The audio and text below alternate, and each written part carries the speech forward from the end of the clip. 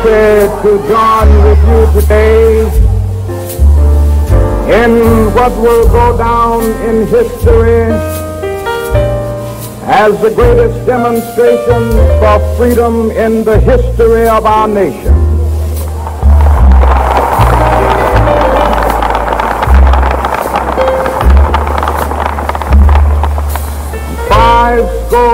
Years ago,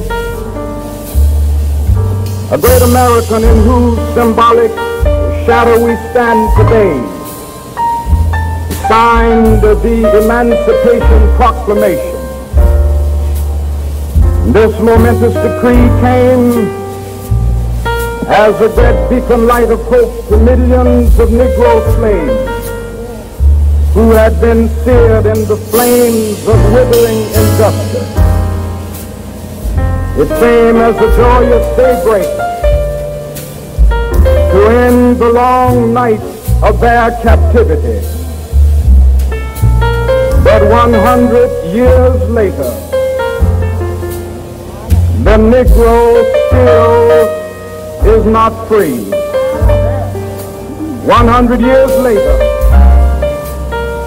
the life of the Negro is still sadly crippled by the manacles of segregation and the chains of discrimination.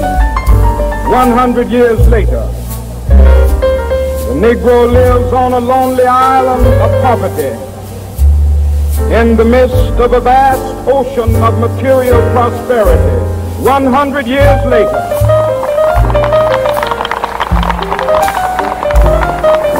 the Negro is still languished in the corners of American society and finds himself in exile in his own land. And so we've come here today to dramatize the shameful condition. In a sense, we've come to our nation's capital to cash a check. When the architects of our republic wrote the magnificent words of the Constitution and the Declaration of Independence, they were signing a promissory note which every American was to fall heir. This note was a promise that all men, yes, black men as well as white men, would be guaranteed the unalienable rights of life, liberty, and the pursuit of happiness. It is obvious today that America has defaulted on this promissory note insofar as her citizens of color are concerned.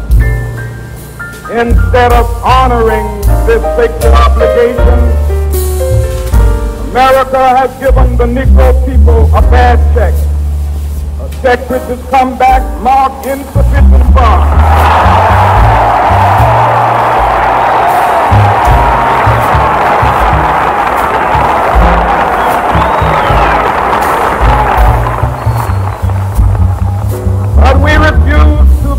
That the Bank of Justice is bankrupt. We refuse to believe that there are insufficient funds in the great vaults of opportunity of this nation. So we've come to cash this check, a check that will give us upon demand the riches of freedom and the security of justice.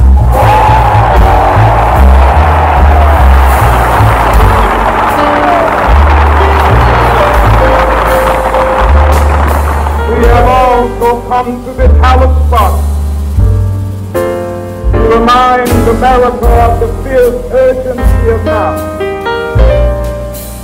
This is no time to engage in the luxury of cooling off or to take the tranquilizing drug of gradualism.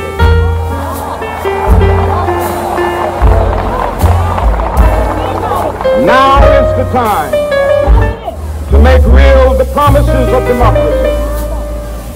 Now is the time to rise from the dark and desolate valley of segregation to the sunlit path of racial justice. Now is the time to lift our nation from the quicksands of racial injustice to the solid rock of brotherhood. Now is the time to make justice a reality for all of God's children. It would be fatal for the nation to overlook the urgency of the moment.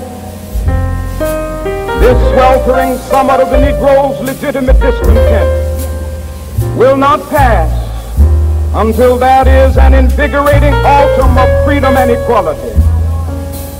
1963 is not an end, but a beginning. Those who hope that the Negro needed to blow off steam and will now be content will have a rude awakening if the nation returns to business as usual.